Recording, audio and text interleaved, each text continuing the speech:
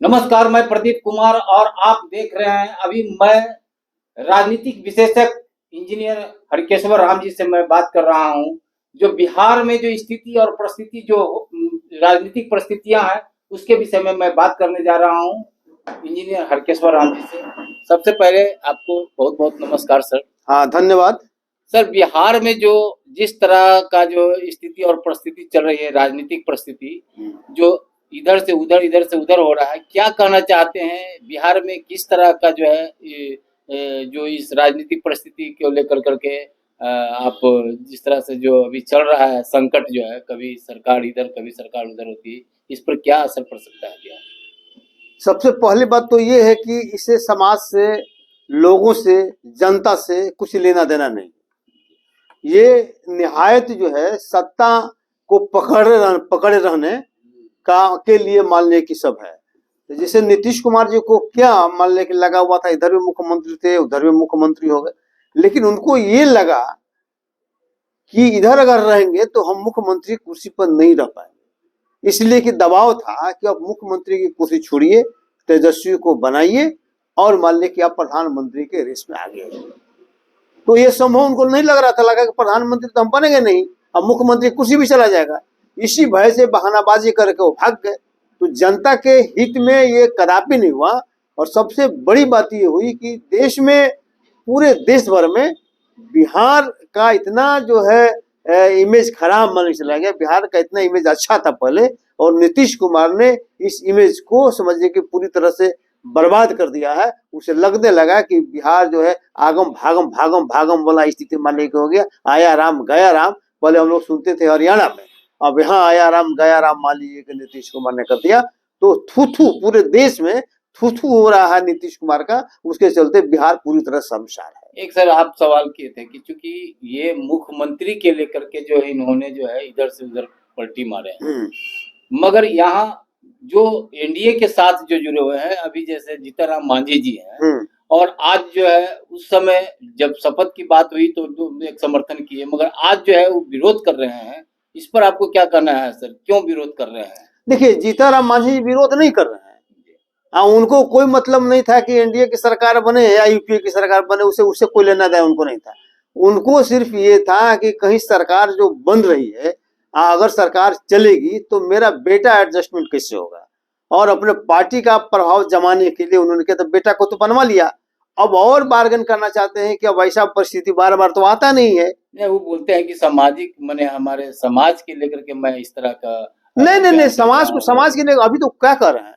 उन्होंने तो ये कहा कि चूंकि मगध क्षेत्र में जो है ना, दलितों के बाद सवर्णों का भी मान एक अच्छा खासा प्रभाव है, और मेरे पास सवर्ण का एक अच्छा खासा लीडर है, अनिल कुमार जी। अनिल कुमार जी जो है वो पहले मंत्री भी रहे हैं, विधायक भी रहे, तो हम उनको मंत्री बनाना चाहते हैं, तो इसीलिए हमको 2 मंत्रिमंडल दिया जाए, और इसीलिए वो दबाव बनाए हुए हैं। शायद उसमें सफल भी हो जाए, नहीं भी हो सकते हैं, लेकिन सफल हो भी सकते हैं। इसलिए कि अभी जो स्थिति मान लेके बनी हुई है, तो इसलिए बहुत बढ़िया ढंग से बार्गेन करने का, मान ले कि वो ब्लैकमेल करने का उनको क्षमता है, और शायद इसमें अभी मौका है कि कर लें। इस तरह के दबाव का मैंने कैसे, मैंने हर समय इस तरह का दबाव आएगा तो सरकार कैसे चल पाएगी आगे, कैसे? नहीं, तो सरकार तो विकास का कार्य नहीं, विकास के कार्य से क्या लेना, पहले सरकार तो चलाना है ना।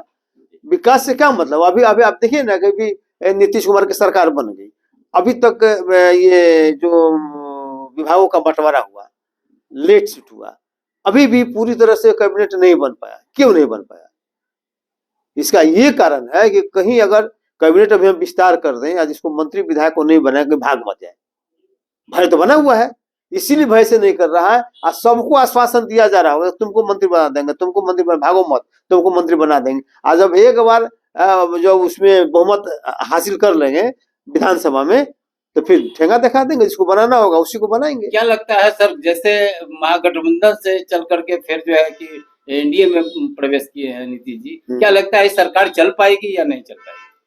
देखिए, सरकार चल जाए, इसलिए कि मजबूरी है सरकार चलाना, कोई चुनाव चूंकि चाहता नहीं है, तो सरकार चल जाएगी। लेकिन एक बात लिख लीजिए कि नीतीश कुमार की राजनीति का अंतिम दौर है, और राजनीतिक रूप से पूरी तरह से वो समाप्त होने जा रहे हैं इसके बाद। ये भी लगाया जा रहा है कि चंद दिनों का जो है सरकार रहेगी, या और माने लोकसभा के पहले ही जो है सरकार खत्म हो जाएगी, इस तरह से लोगों में नहीं, सरकार ने क्यों विधायक जो है, विधायक क्यों सरकार रोक गिराना चाहेगा? उसका विधायक ही खत्म हो जाएगा ना, फिर अगला चुनाव में जीत कर आएगा कि नहीं, कोई गारंटी तो नहीं है। इसीलिए व्यवहारिक चीज ये है कि ये सरकार चलेगी, लेकिन नीतीश कुमार का जो आभा मंडल था, जो लोगों में इमेज था, उस इमेज का बहुत बड़ा धक्का लगा है और आगे वो एग्जिस्ट कर पाए। हमको नहीं लगता है कि आगे इनके राजनीति चल पाएगी। एनडीए में भी बहुत तरह के जो पार्टी जो एनडीए से जुड़े हुए हैं, उन लोग का भी विरोध भाषा आ रहा है, जैसे चिराग पासवान हो गए, उपेंद्र कुशवाहा और भी मांझी की तरफ से। इस तरह की बातें माने ओपन होकर के नहीं, अंदर अंदर लोगों को घुटन महसूस हो रहा है नीतीश जी के जाने के बाद। क्या लगता है? नहीं, स्वाभाविक है कि जैसे मान लीजिए चिराग पासवान का है, चिराग पासवान को ये लग रहा है कि हम तो लड़ रहे थे नीतीश से, फिर मेरे साथ ही आ गए, तो फिर 2000 वाला बात नहीं करते और फिर हमारे पार्टी को जिस तरह तो वैसा मत कर दे, तो भय तो स्वाभाविक है उत्तर मान लेकर रहेगा।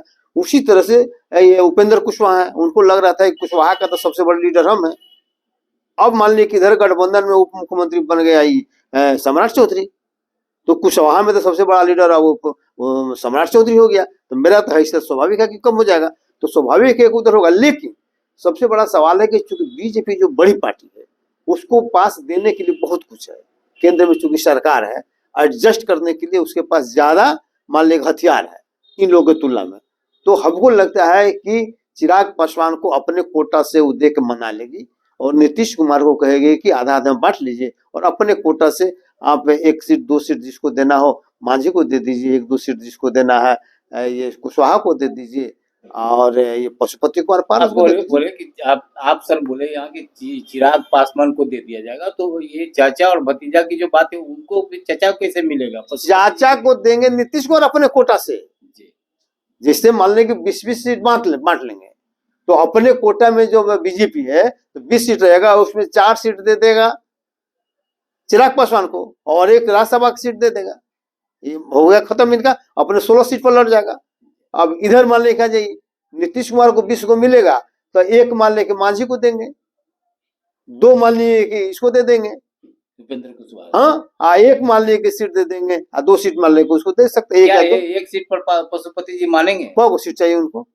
अभी तो उनका 5 की सीट चल रहा है। अरे 5 उनके साथ है कहाँ, बीना देवी भाग गई, कैस्टर मान लीजिए कि उनके साथ है ही नहीं है, 2 आदमी तो भाग न गया और 2 को बीजेपी टिकट दे देगा, आपको मैं बता रहा हूँ अपने पार्टी से दे देगी।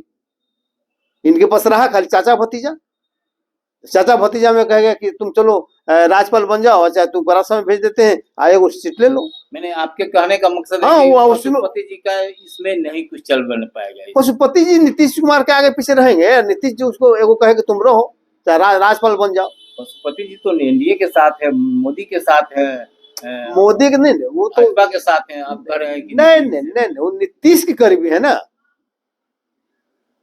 पारस जी नीतीश के करीबी। जब नीतीश के करीबी रहते तो जब गठबंधन में सरकार बनी तो वहां चले जाते, उनके साथ रहते, मगर फिर आप कह रहे हैं कि नहीं जो नीतीश के साथ है, तो आखिर कैसे वो नीतीश? नहीं, नीतीश के साथ ये है कि पार्टी लोजपा को किसने तोड़ाया, कहाँ मीटिंग हुई, लल्लन सिंह उसमें अमल लेके आगे रहे, बीजेपी ने उनको साथ दिया, नहीं समझे?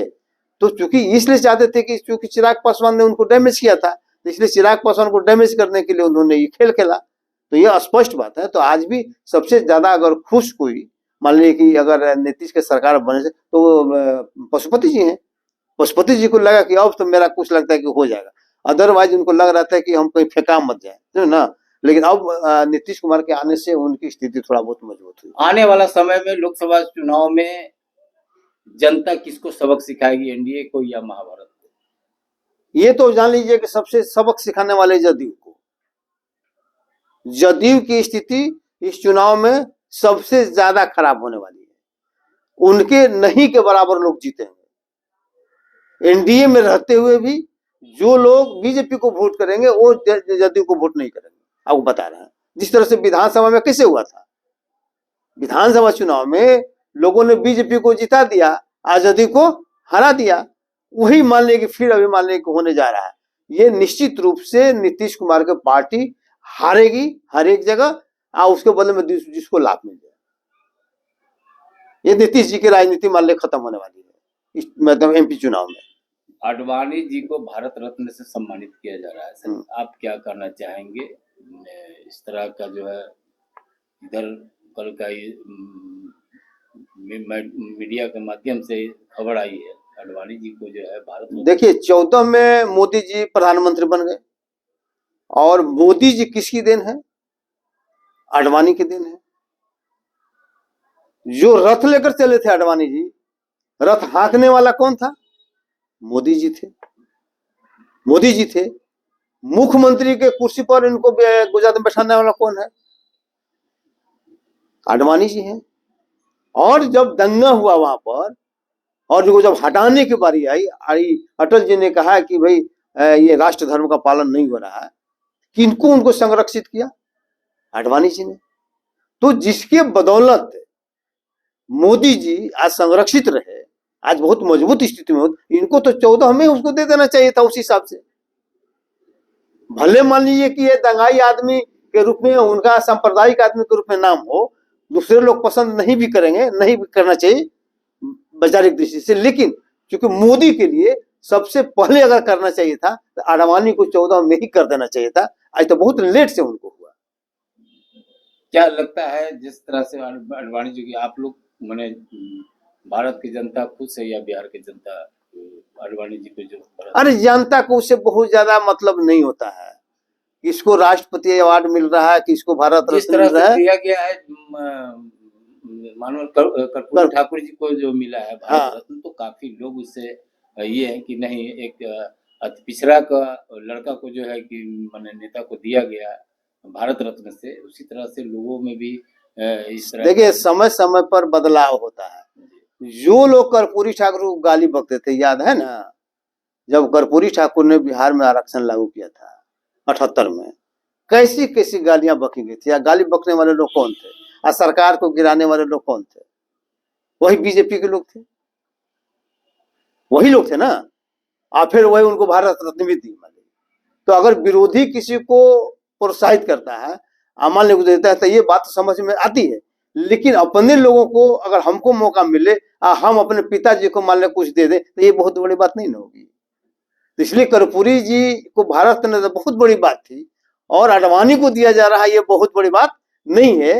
ये मोदी के लिए सिर्फ बात है कि उनको, क्योंकि सबसे उनका हितैषी वही रहे हैं और वही उनको स्थापित किए, तो उनको तो दायित्व था कि पहले से उनको बना देते हैं। आने वाला समय में लोकसभा का चुनाव होने जा रहा है, क्या यहाँ बिहार में क्या प्रभाव पड़ सकता है चुनाव? हमको लगता है कि बिहार में 50-50 का होगा। 50-50 सीट दोनों गठबंधन जीतेगा। 50-50। हाँ, लेकिन क्योंकि यहाँ पर स्थिति क्या है कि दोनों गठबंधन से बहुत लोग नाराज है। करीब 40% से ज्यादा लोगों की नाराजगी दोनों गठबंधन से है। लेकिन चूंकि विकल्प नहीं मिल रहा है, कोई खड़ा नहीं हो रहा, इसलिए लाचारी में कुछ इधर वोट करेगा, कुछ उधर वोट करेगा, वोट बटेगा, इसी में से जिसको जितना होगा आधा आधी मोटा मोटी जीतेगा। अभी और स्थिति क्लियर होगी। नाराजगी दोनों से पूरा पूरा, खासकर शेड्यूल कास्ट के लोग तो खुश नहीं है दोनों से। उसी अति पिछड़ा वर्ग के लोग खुश नहीं है, और अति पिछड़ा वर्ग के लोगों का अभी जो जिस तरह से मान लीजिए कि नीतीश कुमार ने किया है, उनका हकमारी मान लीजिए, अति पिछड़ा तो पूरा नाखुश है। इनसे भी नाखुश है कि आपने भी क्या किया भाई, बीजेपी वही गड़बड़ किया, बीजेपी के साथ मिलकर ना उसको किया। लालू जी क्या किए, उसको वो भी नहीं किए, उल्टे जो उसके लड़ाई लड़ा तो उसको मान लीजिए कि सदस्यता खत्म करने पर चल दिए। तो इसलिए ये नाराजगी तो अति पिछड़ा और शेड्यूल का जोड़ लीजिए कितना होगा, 58% हो गया। ये 58% लोग नाराज हैं दोनों से। लेकिन लाचारी में कोई विकल्प नहीं मिलेगा, नहीं मिलेगा तो वोट करेंगे। हम लोग प्रयास में है कहीं विकल्प मिल जाए, लेकिन देखिए इतना जल्दी विकल्प मिल रहा है कि नहीं मिलता है। अगर नहीं मिलेगा तो दोनों के बीच में 50-50 लड़ाई होगा।